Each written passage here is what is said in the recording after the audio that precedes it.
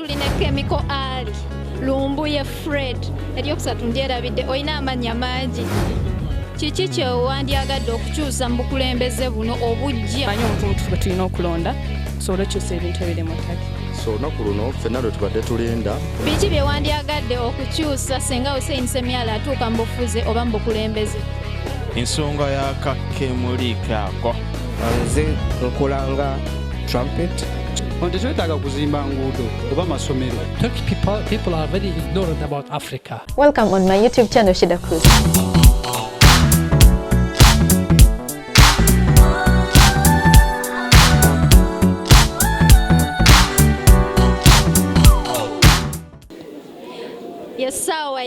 Yesawa tuline Chemical Ali Lumbuye Fred eryokusatu ndyerabidde olina amannya mangi okola ki wano tuli take live ku Shida Cruz soko tubulire enseeko ogiyuuya kyekigenda mu maaso ettaka essaawa zino era ononye ki wano akansooke namuse ku bonna abalaba YouTube ya mukyala Rashida kansubire muri bulungi bannayuganda mwene gye musinzira okuwuliriza amanya nze Fred Kajubirumbuye gwe mmanyi nga Chemical Ali essaawa zino tuli wano mu kibuga Istanbul wetukuŋŋaanidde ku muzigiti ogumu mu kitundu kye bayita Fati tuzze okuba nga twekenneenya okulonda okuteekeddwawo abakulembeze abajja abagenda okukulembera bannayuganda mu kibuga Istanbul wepone mu ggwanga ttake so nange ekindeesenga omuntu obuvunaanyizibwa okula nti obukulembeze bulondebwa mazima n'obwenkanya in case munnayuganda yenna baafunye ekizibu asobola okuba nga ayambibwa obukulembeze obuliwo wano wetwogera tulina bannayuganda basinga obungi n'emu ku komiti ne embassy ya Uganda weri wano bali mu conducting okulonda katusubire nti binaavamu byonna abeesimbi bajja bikiriza okuba nti bituufu ebivudde mu lukolonda naye nga njagala kwagaliza bannayuganda bonna gye basinzira okulabira n'okuwuliriza tubeere bakkakkamu tubeere baddembe akalulu tekatwawula omuntu aba muwangudde akize nti bamuwangudde ate n'abawangudde babeere babantu bavunaanyizibwa baweereze abantu mwebale nnyo baleddera kumpuliriza tweyanze ge bagamba akiddamu tagiwoomya tulina omwami Chemical Ali tumumaliriza amanya gwani Kakoza Sadati ozze kola ki wano nze kulonda mukulembeze waffe anatusobola otukwasaganya Uganda. Kiki kyewandyagadde okukyusa mu bukulembeze buno obujja bingi bisobola byogera ntubimalayo naye twetaaga okubeera nga tukwatagana ng'abannayuganda nga tusobola okwemanya nga tusobola okumanyagana nga tusobola okweyamba mu bizibu kuba bingi tulina ebizibu bingi ng'otugoba mu mayumba tewali aboogerera abaana babakwata tewali aboogerera bingi kiri ogambye abaana bakyusibwa abaana babakwata abaana bagira naye teekayo obubaka eri omukulembeze omupya omugambe ssebo kino kye njagala osookereko mu nnaku ze zisooka ekyalina osooka kukola kufa ku bannayuganda kyensinga okwagala kufa ku baana okutegeera omwana afunye ekizibu misinde najja fayini kyabadde akikola nga naye bongeremu amaanyi kuba walwenze ekyambaka emabega ne batugoba mu nnyumba mbu ebiyenje moleeta ebiyenje ebintu ebityo ne batuyisanga abatali bantu byebyo ebintu sebo tumirako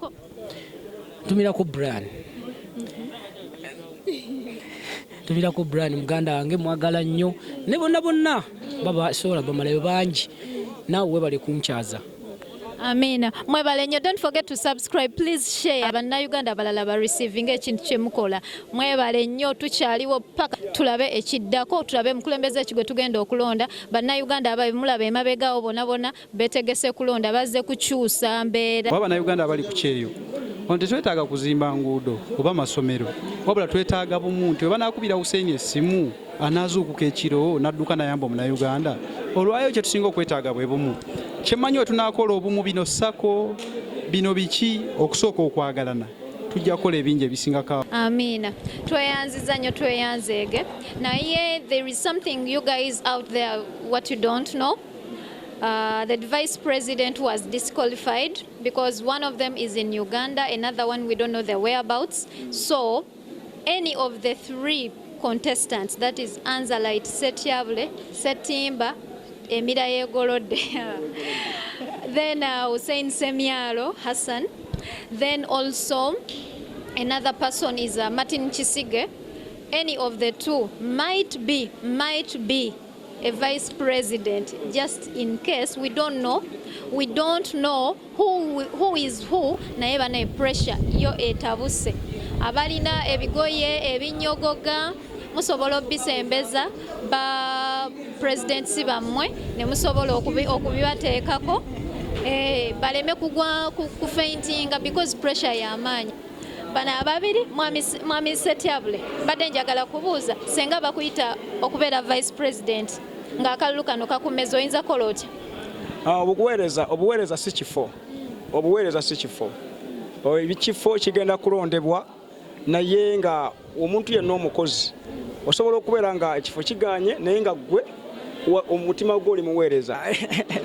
Mwami Kisige Martin atuukidde ddala mu time. Mr. Martin, tulina ekibuuzo kye tuliko wano. Osobola okukkiriza okubeera vice president senga ekifo kya president kigaana. If you are appointed, will you accept?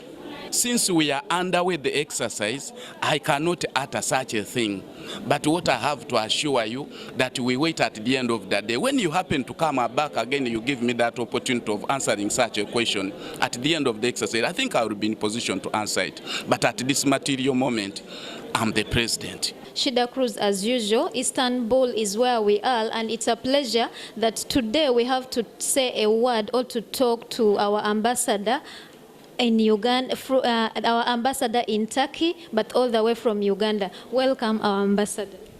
Nice to meet you, and thank you for inviting me for this interview. Okay. Thank you so much. Now, today it's a general election for Istanbul. We had Konya already voted. So what is this all about? We have gone into planning to see to it that we have the database of the Ugandans who are in Turkey, but most important, having leadership amongst them such that we can easily coordinate all activities amongst them within the country. That's really a pleasure. So how are these people going to benefit, especially Ugandans and the community, all Turkey at large? You know, young men come here on their own to look for opportunities to survive. But they need to be given information or educated on entrepreneurship because in the end, they have to go back home. So we want to have them organized such that we can bring special educational seminars to them. We can coordinate. Very many problems happen within their own communities. So we want them to coordinate with their leaders such that anything that they need help can be properly connected from a proper channel. That's really a pleasure. We really appreciate. How are they going to benefit? Of course, first and foremost, the leaders themselves are the ones we are first to train, to give them our perspective. Why have they been elected? What should they do among the Ugandans? How do they coordinate? You know, networking is the center of development. We need these people to network. And within themselves, these people have different contacts. Each one is working with a different boss and has a different friend. That networking of that information can help them develop. Okay. The issue is not only employment here, but as they are working in different enterprises, we need them to go and get the skills also. And we have skill transfer back home. That's really great. At the moment, is there anything you expect from the incoming cabinet such that you can send a message right away from our channel? We are putting people into office with whom we shall coordinate to market Uganda, to bring out our cultural values, to bring out trade partnership, to bring out industrial investments. You know, their technologies, Turkey is a developing country which has developed that is crossed. It is very close to the developed world, but also has technologies that are appropriate in our own countries. But these people know more the corners of this country than us in offices. So they are going even to be our entry points to other channels where we have not been reaching. So that's why we need them. Let this be the last one. So there is ongoing rumors circulating, is there something that the embassy is going to facilitate the incoming cabinet? Is there a little bit of a small envelope to facilitate all activities as far as Ugandans are concerned? You know, your question, let me be very, very straight. Let people not assume that these people are going to get salaries. That one is out. What we want, there is no major thing in life, is me to know you. That's the beginning of success. By virtue that they are elected into offices as President, Uganda Community in Turkey, that's a big title. You can even discuss with the President about issues of Turkey. You can discuss with me as the ambassador. You can discuss with the industrialists. So, first of all, the positions of responsibility. You imagine somebody is in charge of sports. People here want players from Uganda. He can be the coordinating man. So the values of office are the ones which are most important that we are tapping. It's really a pleasure to talk to you. Lastly, what are your names? Please remind us your names. Oh, I'm Ambassador Mubiru Steven, Uganda Ambassador in Turkey. My last message is, I want to thank the press, but only question that market our country. Don't demarket. You know, these are values that press can market a country or demarket a country. We have very good things in Uganda. We have very good people and very good activities that can attract Turkey to come to Uganda. So I thank you and I wish you the best. Thank you so much. What activities do you do for Ugandans in Turkey? Africa Friendship Association has been trying to introduce Africa to Turkish society. As you know, unfortunately, it's a reality. Turkish people are very ignorant about Africa. But I strongly believe that Africa will stand up. Uganda will stand up with good education. Thank you so much. That has been Mr. Sam. Yeah, some people call him James Bond. Obadde okimanyi nti bino byonna bikolebwa Turkey abali wano nga bajja ne bayamba bannayuganda. Kakati no tova ku channel yaffe bino byonna tugenda kubanga tubikuleetera. Thank you so much. Temuvaawo.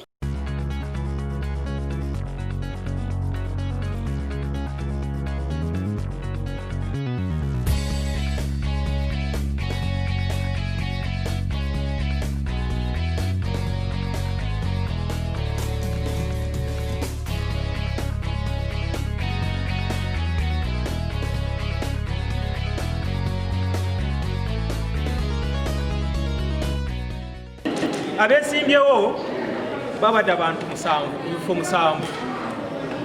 Abasatu babadde unopposed. Bano be owabakyala, Minister without portfolio, ne Treasurer rather. So, etteeka ligamba nti wadde omuntu ne bwaba ali unopposed, oyina kumuteekera balina kumukubirako akalulu bw'afuna 5 ku 10 awo ng'omulangirira nti akoze eki asiye kubanga nyinza kubanga ali unopposed naye nga gatonjagala naye lwakuba nzinzeka ninkwekakattako naye ku bano njagala kubanga abantu bonna bafunye 50%. Kwabo Madamu Agaba Janat Mumbeja, wemanyanga Mumbeja, wabachara.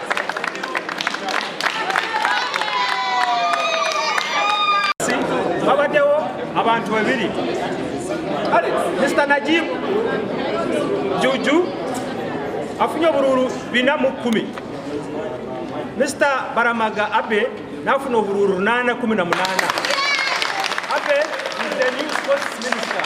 Mr. Kawoya Yasin Nejimu Mayanja. Mr. Kawoya Yasin nafuna obururu 596. Mr. Jim Mayanja obururu 678.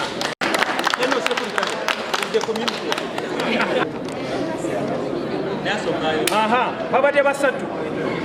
ambassadors. Mr. Chisige Martin, Mr. Setiabure Anza, and Mr. Hussein Semyaro. Mr. Chisige Martin afunye obululu 16. Setiabure alete mukubakerere Anza nafuna obululu 426. Mr. Hussein Semyaro nafuna obululu 736. Mr. Hussein Semyaro is the new president of the group. So, please. And we now listen to the ambassador. For the good of our brother and the embassy, I will talk 2 languages. Fellow members of staff of the embassy, our host, the new cabinet of the leaders of Uganda, ladies and gentlemen. First and foremost, I want to congratulate the new people in office. I congratulate you. I want to thank our host who gave us this area. Thank you very much. Thank you for accepting us to be here. Katika njogero Uganda. Yes, sir. Njagala okuyoza nese kuyoza yenna. Eri abantu bakwa abalondeddwa. Njagala okwebaza nese kwebaza yenna. Abantu bakwa abadde bakulembera community okumala ebbanga. Musimu nnyo olw'emirimu gye batukozeemu okubeera nti ku bo bwe tusinzidde okulonda abapya. Njagala nnyo okusiima ababadde nga ba volunteer nga bo tebalondebwa naye nga bakola mu bannaabwe emirimu olw'obuyambi. Njagala nnyo okusiima embassy nti mobilization ekoleddwa eraga nti waliwo enkolagana wakati wa embassy n'abantu abali mu ttaka. Njagala kubasaba ekintu kimu nti ffe tuliwo ku lwammwe. Oba oli mu nsobi etya oba oli mu ssanyu litya, tubuulire tuyambagane tutereeze ekyalo. Ekirala kye mbakuutira abakulembeze muwe abantu essuubi kubanga babalonze nga waliwo kye basuubira. Essuubi eryo twagala lituukirire. Mu kaseera akatali keewala tujja kujja tubateeke mu ofiisi official. Mu kaseera keekamu tujja kujja ng'era twebaza abo ababadde mu bukulembeze. Twagala tubaliko organizing. Kyenkomenkereza nakyo olw'okuba obudde bugenze. Baganda bange tujjukire ekyatuleeta. Twajja kweyiiya. Tuli mu nsiko tuyigga naye ensiko si yaffe. Mumpulidde bannaayi, waliwo obuntuntu obusobwa ne butubyogesa. Tuli mu kitundu lusaka n'amagezi. Tetulina ngeri gye tunagateeka wamu ne gagasa ggwanga nga tetulina bukulembeze butugatta. Mumpulidde bannaayi, esebo kaakati olw'okuba essaawa egenze njagala mbate mugende mwongera okuyigga naye nga mulina obukulembeze obubatwala mu maaso. Mbaagaliza omwaka omulungi mu kiseera ekitali kyawala tujja kubayita mukomewo.